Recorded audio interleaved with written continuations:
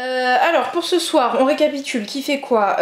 Moi je fais Branle-Bas de Wombat. Okay. Alex, tu fais Mantis. Oui. Moi je fais le nouveau Culinario Mortale, le Carte Aventura à Versailles. Toi tu fais Zéro Héros. Oui. Il y aura aussi les boîtes de Game of Thrones à faire. Ouais. Voilà.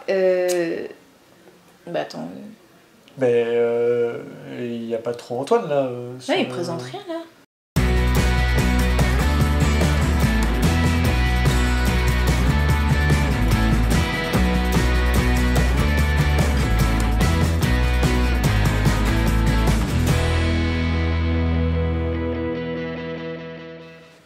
Bonjour, bonsoir, bon joueur, bonne joueuse, bienvenue dans cette vidéo du vendredi. Salut Antoine. Hello. Et oui, maintenant Antoine il est derrière la caméra, pardon, et c'est moi qui suis devant, puisqu'on est revenu avec Alice. Alice vous présentera des jeux, et moi je vais vous en présenter également les nouveautés de la semaine. Petite info, on commence à préparer une petite zone pour vous proposer des jeux à moindre coût. C'est le petit coin des bonnes affaires, donc il y aura plein de petits jeux, donc des jeux notamment de démo, et puis d'autres jeux qui seront affectés à des petites promotions dans la semaine. On changera, voilà. Donc on installe en ce moment un petit coin occasion entre guillemets. Bande de petits vénards. Voilà. Ah, c'est pas vraiment des occasions. C'est pas vraiment c'est des bonnes affaires. Voilà, c'est comme ça qu'on l'appelle, le petit coin des bonnes affaires. Donc si vous passez à la boutique dans la semaine, vous verrez, il y aura peut-être des choses intéressantes. Ça c'était la petite info. Et puis maintenant on va commencer la vidéo du vendredi en vous présentant les nouveautés de la semaine. On commence tout de suite avec... Oh mais il y a un téléphone là, c'est intéressant. On commence avec Mantis. Mantis est un jeu de la même équipe que les gens qui ont fait Exploding Kittens, donc c'est un jeu extrêmement simple d'apéro, qu'on peut jouer aussi également en famille, entre potes. C'est un jeu à partir de 7 ans, c'est on va dire 15 minutes la partie, et c'est un jeu pour 2 à 6 joueurs. C'est un jeu où on va essayer de maxer un maximum de cartes, et surtout il faut en maxer de la même couleur. Dès qu'un joueur aura en gros collecté 10 mêmes cartes, enfin 10 cartes d'une même couleur, de toute façon il n'y a pas de valeur, il aura gagné la partie.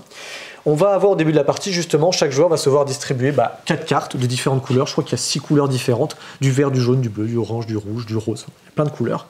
Et on va essayer de collecter justement toutes ces cartes-là. À mon tour de jeu, c'est extrêmement simple. Je vais tirer la première carte du paquet qui est ici. Et je vais soit la marquer, soit, en gros, voler. C'est vraiment les deux choix possibles quand je joue une carte. C'est soit je marque, soit je vole. Alors, ce qui est cool, alors moi c'est ce que j'aime beaucoup dans ce genre de jeu, c'est un jeu un petit peu, alors d'enfoiré, comment on dit ça, mais c'est aussi un petit peu un jeu de chance, c'est un petit peu de guessing. Vous allez comprendre pourquoi, parce que ce que j'aime bien dans le jeu, c'est qu'en gros le dos des cartes a une importance, parce qu'en fait, vous avez 3 couleurs indiquées au dos de chaque carte, qui sont chaque fois différentes, et l'une de ces 3 couleurs se vérifie au recto de cette carte-là. Donc effectivement, là on avait le choix entre bleu, vert et rose, mais il se trouve que cette carte-là, elle est verte. Donc comme je le disais, à mon tour de jeu, je pioche la première carte du paquet et par exemple là je dis, avant de tirer la carte évidemment, je dis si je marque ou si je vole. Là je vais dire que je vais marquer. Marquer ça sert à collecter les cartes. Si je dis par exemple que là je veux marquer cette carte là, je vais la révéler. Il se trouve que cette carte là, une verte j'en ai pas. Donc dans ce cas là, je vais l'ajouter à ma collection, tout simplement. Et mon tour s'arrête. Si jamais j'avais une carte verte, là par exemple cette carte là, elle est soit rose, soit verte, soit orange. Non, c'est banco. Dans tous les cas je vais pouvoir marquer. Pourquoi? Parce que si c'est une carte verte, je collecte les vertes. Si c'est une rose, je collecte les roses. Si c'est une orange, je collecte les oranges. Donc là je dis que je marque. Je révèle, c'est une carte verte, donc je l'associe à ma colonne de cartes vertes et je marque immédiatement ces cartes-là. Si jamais j'en avais 10, je gagnais instantanément la partie. Ok. Extrêmement simple. Je peux, plutôt que de collecter ces cartes-là, tenter d'aller voler les cartes chez un adversaire. C'est là que ça devient intéressant. Eh oui, parce que si je vois un adversaire qui a beaucoup de cartes bleues, je me dis tiens, là il y a possibilité que ce soit du bleu. Donc je peux tenter d'aller marquer chez lui. Dans ce cas-là, je vais dire d'aller voler chez lui. Dans ce cas-là, je dis voler et je la donne au joueur que je vole. Si ce joueur-là n'avait pas de vert, dans ce cas-là, il garde la carte verte, tout simplement. Et je lui donnais une carte, du coup, c'est un peu bête. En revanche, s'il avait par exemple des cartes vertes, s'il en avait 3, je récupérais les cartes, et attention, je ne les mettais pas dans ma pile de score, je les mettais devant moi. Et c'est que du coup au prochain tour que je pourrais tenter de les marquer. Donc c'est intéressant d'aller chercher, d'aller voler les cartes des adversaires, mais le problème c'est que le temps que ça revienne à vous, on risque de vous les revoler. Et en fait, souvent c'est ça Mantis. Il y a un joueur qui va voler à un joueur, et puis il va se faire revoler derrière. Puis on s'échange pas mal les cartes quand même. Et en fait, au bout d'un moment, on arrive à marquer, et quand on marque 7, 8 ou 9 cartes, c'est quand même le gros pactole. Et c'est ça l'idée de Mantis, en fait, c'est d'essayer d'aller choper les cartes qui ont été cumulées par les autres joueurs et essayer de les marquer au bon moment. Le jeu est daltonien friendly parce qu'il y a des petits icônes pour différencier les couleurs. Ça c'est très Toujours cool. Voilà, petit jeu super simple à prendre en main, il n'y a que des cartes, des règles très simples, c'est très immersif, C'est vraiment, alors, de toute façon, là, les deux jeux que je vous présente, c'est deux jeux de cartes. Donc, on a Mantis, très accessible, familial, et puis aussi entre potes, on peut s'amuser. Et on a également reçu de chez Piatnik Zero Hero, qui est un petit jeu de cartes aussi de collection. Alors, on peut jouer à moins nombreux, on peut jouer de 2 à 4 pour le coup. Et non, si vous avez vu le matos, ce ne sont pas des aspirines, ce sont des jetons. C'est très troublant de voir ce genre de jetons. On a très envie de les avaler avec un verre d'eau, mais ne le faites pas. Là, on est quand même sur une thématique très proche du skijo.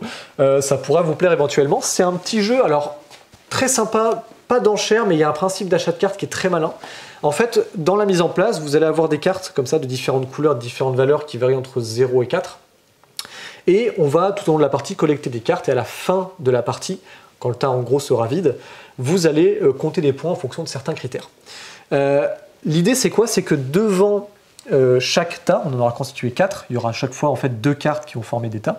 Devant chaque paire de cartes, on aura mis des petites aspirines, du coup des petits jetons blancs comme ça, qui déterminent en fait le coût des cartes. Donc au début il est que de 4, donc chaque carte vaut 4. Et donc si je veux acheter une paire, il faut que je paye le coût indiqué par les jetons qui sont en face des paires. À mon tour de jeu, ce que je peux faire, soit je peux acheter un tas de cartes, et dans ce cas-là, là par exemple, vous voyez, j'ai 3 jetons blancs. Si je veux acheter une des paires, en fait, il faut que je paye ce qui est indiqué. Donc là, malheureusement, ça, je ne peux pas le prendre. Ça coûte 3, je pourrais le prendre, et ça coûte 2, ça coûte 4, c'est trop cher.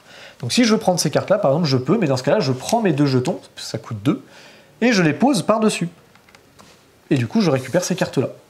En plus de ça, il y a des effets sur les cartes qui vont s'enclencher immédiatement. Et ensuite, ici, on révèle de nouvelles cartes. Donc là, vous voyez qu'en fait, en faisant ça, j'ai pu acheter parce que j'ai payé, mais du coup, cette paire-là devient maintenant plus chère pour les autres. Et ouais. Donc ça, c'est vraiment très cool comme petite mécanique. Ça, c'est l'action que je peux faire, c'est-à-dire acheter une paire. L'autre action que je peux faire, ça va être un peu à la Splendor, c'est-à-dire de récupérer des jetons. Vous voyez que les tas, en fait, vont être plus ou moins grands. Quand un tas est composé, on va dire jusqu'à 4 jetons, je peux en récupérer que 1. Donc je récupère 1 et je le mets là. Donc forcément, je gagne du pouvoir d'achat, mais du coup, je réduis le coût d'achat des cartes en faisant ça. L'autre possibilité aussi, quand je fais cette action-là, c'est que si jamais un tas dépasse 4, donc s'il fait au moins 5 aspirines ou plus, et du coup, je peux en choisir de prendre 2 plutôt qu'une. Voilà. Ça, c'est l'autre action possible. Au fur et à mesure, on collecte des cartes. Et ce qui est intéressant dans ce scoring-là, c'est qu'à la fin de la partie, si vous avez on va dire exactement une carte ou un trio de cartes, vous allez pouvoir scorer les points. C'est-à-dire qu'en gros, les paires et tout ce qui est au-dessus de 3 cartes ne fait strictement aucun point. Et donc en fait, là, ce qu'on va compter, c'est qu'en gros, à la fin de la manche, on va regarder qui a le plus de 0. Le ou les joueurs qui ont le plus de 0 gagnent 5 points chacun. Ensuite, on regarde vos cartes qui sont toutes seules. Les cartes qui sont toutes seules vous font les points indiqués sur la carte. Donc là, je gagnerai 2 points, là, je gagnerai 3, là, je gagnerai 2, par exemple. Vous allez avoir pour les trios, vous regardez justement vos trios de cartes, donc qui sont triés toujours par couleur, donc 3 cartes du même couleur. Si par exemple j'avais ces 3 cartes-là, hop, je regarde dans les 3 cartes quelles sont les 2 cartes de plus grosse valeur, donc là c'est 3 et 2, et je les multiplie, ça me fait mon score. Et je fais ça pour toutes les cartes. Toutes les cartes qui sont en paire ou en plus de 3, du coup ne valent rien, tout simplement. Et celui qui a le plus de points à la fin de la partie l'emporte. C'est super simple, c'est très immédiat. Souvent, on va aller chercher des cartes, non pas pour collecter trop de cartes, mais plutôt pour des effets qui peuvent être intéressants ou non, parce que ça permet de piquer des cartes, ça permet d'en piocher ici.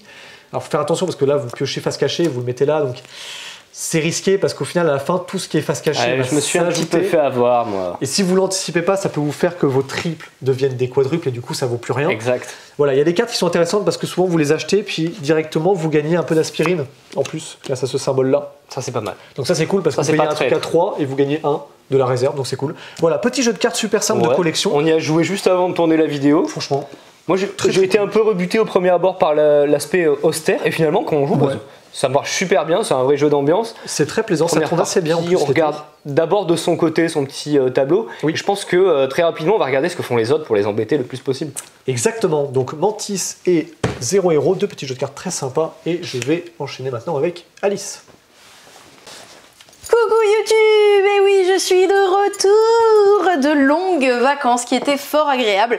Et maintenant que je suis bien reposée, je vais vous présenter des nouveautés comme toujours, on ne perd pas les bonnes habitudes. Voici Carte Aventura Versailles, le tout nouveau de la gamme Carte Aventura, qui sont ces jeux type livre dont vous êtes le héros, mais à travers des cartes. Voilà. Exactement.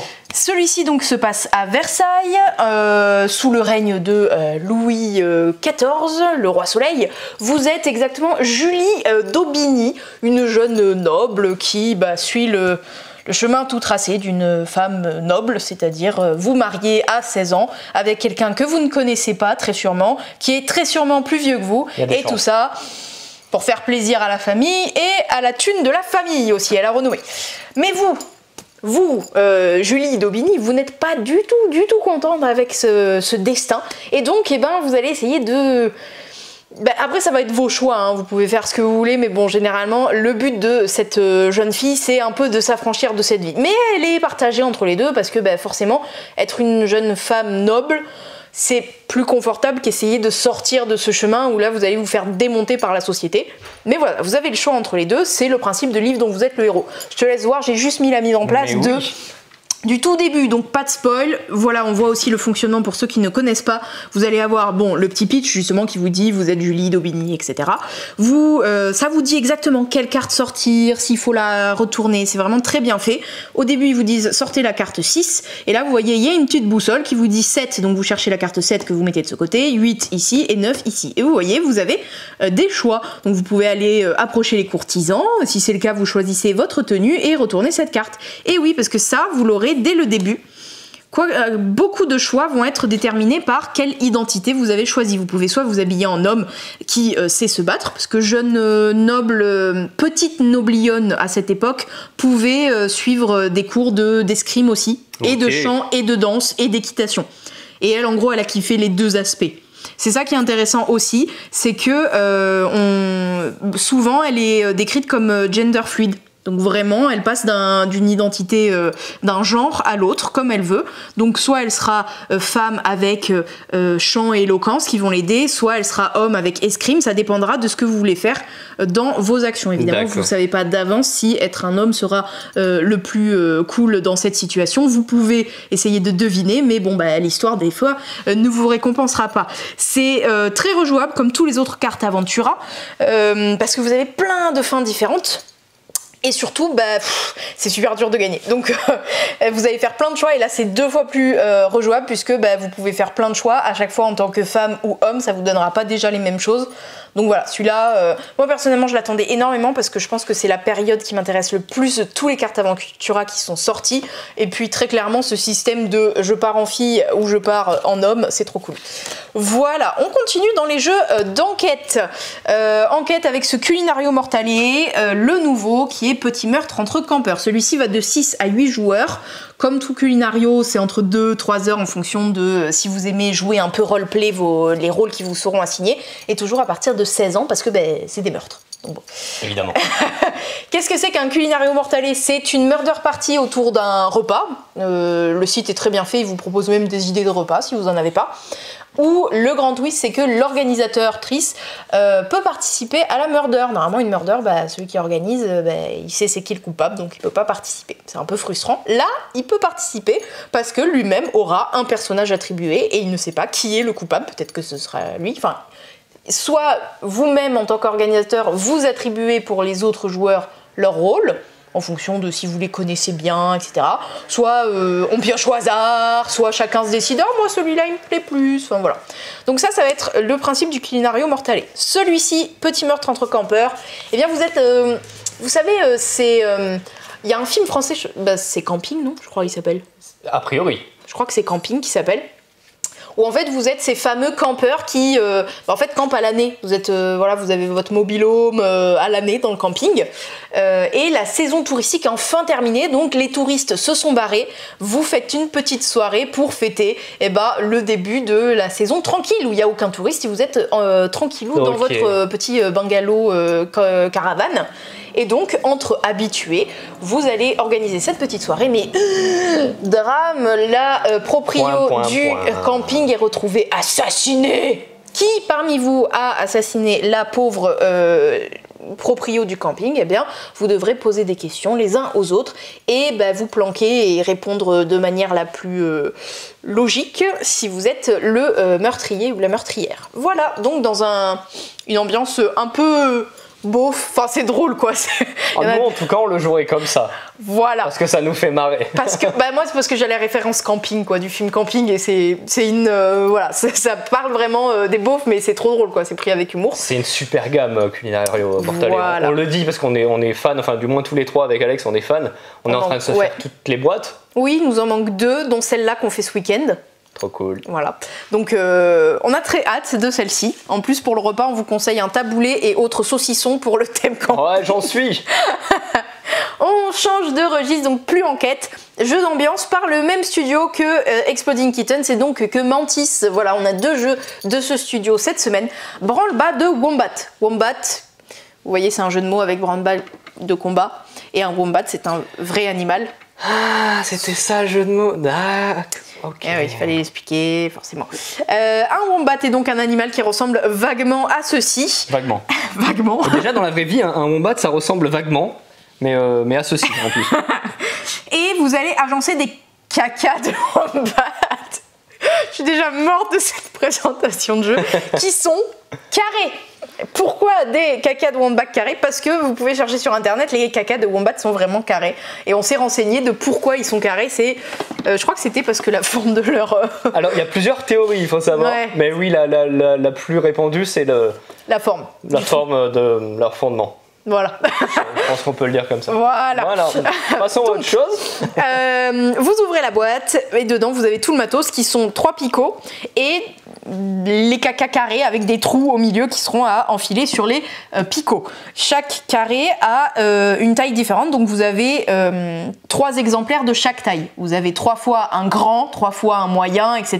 puisque le but ça va être de faire des pyramides de caca sur chaque petit picot et dans l'ordre, c'est-à-dire de d'abord commencer par le grand caca, le moyen petit caca, etc.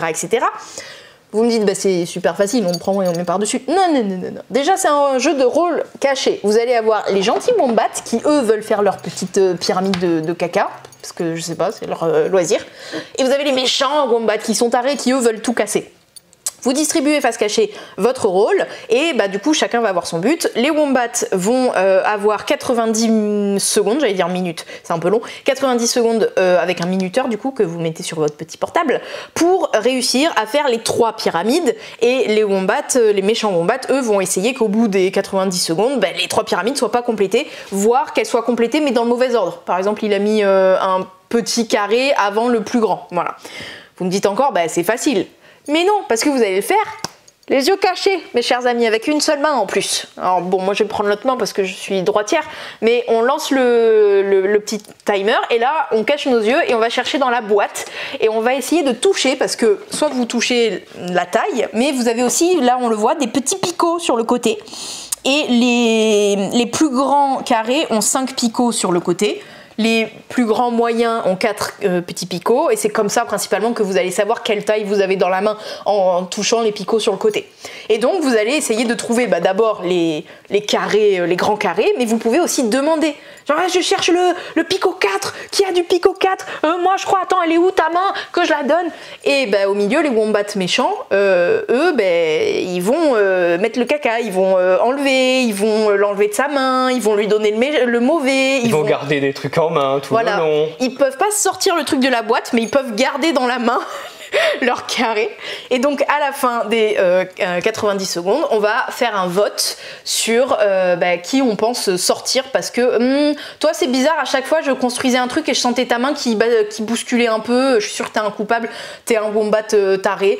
Et voilà, et après vous allez essayer de terminer les tours pour gagner la partie. Voilà, c'était Wombat, branle-bas de Wombat. Je laisse la suite à Antoine. Salut à tous et bienvenue derrière le comptoir. On va commencer avec un petit peu d'actu JDR avec du Savage Worlds, mais pas n'importe quel Savage Worlds puisque c'est le retour de Deadlands.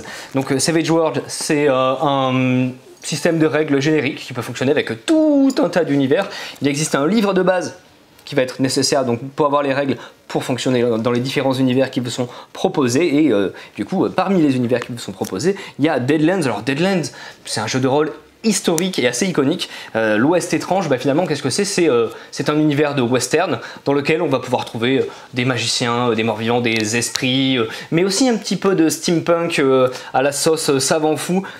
De quoi faire de belles aventures, donc c'est cool parce que la gamme arrive tout de suite complète ou quasi complète. Je ne sais pas ce qui est prévu au total. On a donc le livre de base qui vous demande quand même d'avoir les règles de Savage Worlds. On a le compagnon et puis on a l'écran de maître du jeu. Et dernièrement là dans cette gamme Savage Worlds, ils avaient sorti East Texas University, je crois, c'était pas mal, c'était du Buffy contre les vampires, donc entre du Buffy contre les vampires et du Deadlands, on est bien servi dans cette gamme. Autre gamme qui a le vent en poupe, c'est Vampire, la 5e édition avec Seconde Inquisition qui vient d'arriver la semaine dernière, ou il y a 2 semaines, il y avait Vengeance qui était sorti, donc en gros on y jouait des humains qui organisent un petit groupuscule pour combattre les créatures du mal. Bon, ici vous retournez côté Vampire et on va vous décrire vos ennemis humains, les ennemis qui ont compris qu'il y avait des vampires et que ça ne pouvait plus durer, ils ont forgé la Seconde Inquisition. Ils sont beaucoup plus organisés que ceux qui sont là pour se venger, parce que là vraiment donc c'est une espèce d'organisation secrète et vaut mieux pas tomber dessus. Si vous êtes des petits vampires de bas niveau, ça peut vous faire très mal. Hop là, c'est bien, plein de sorties en ce moment pour Vampire. Le retour de Conan. Retour de Conan avec, ici, ça va, il n'y a pas trop de reflets, tout se passe bien, j'essaye de pas trop en faire, mais c'est toujours délicat. Ouais. Conan, donc, qui est de retour, qui n'était pas là depuis un certain temps, le livre de base. Nous allons avoir, hop là, ce supplément qui s'appelle tous les trônes de la Terre, ainsi que l'écran, of course. On va rester dans du jeu de rôle, mais qui n'est pas forcément du bouquin, qui n'est pas du tout du bouquin. On a une gamme de figurines pour jeu de rôle. Alors pour autre chose, vous en faites bien ce que vous voulez, mais enfin pour le jeu de rôle, ça s'y prête particulièrement bien. C'est une marque qui s'appelle Hydraprod, c'est français, c'est fabriqué en France. Ça ressemble un petit peu à toutes les figurines, comment dire, officielles que vous pourriez trouver Wizard of the Coast, Donjons et Dragons ou autre, à part que vous payez ça 4 à 5 fois moins cher. Alors la qualité n'est pas forcément la même que si ça coûtait 60 € la figurine, mais enfin elle est très correcte.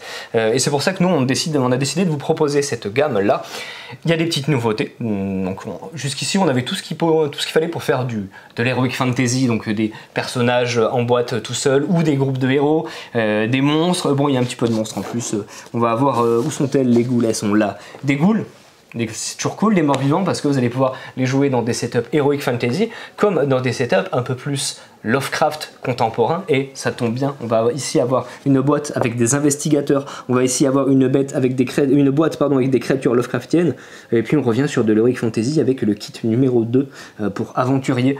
Ça c'est top de top parce que alors pour du Lovecraft ça va marcher du feu de Dieu, mais pour tout ce qui peut être contemporain, tout ce qui va tourner autour de 1900 par exemple, si vous jouez des personnages à forme humaine dans les héritiers, ça va super bien marcher. Hop là, tout ça vient d'arriver à la boutique et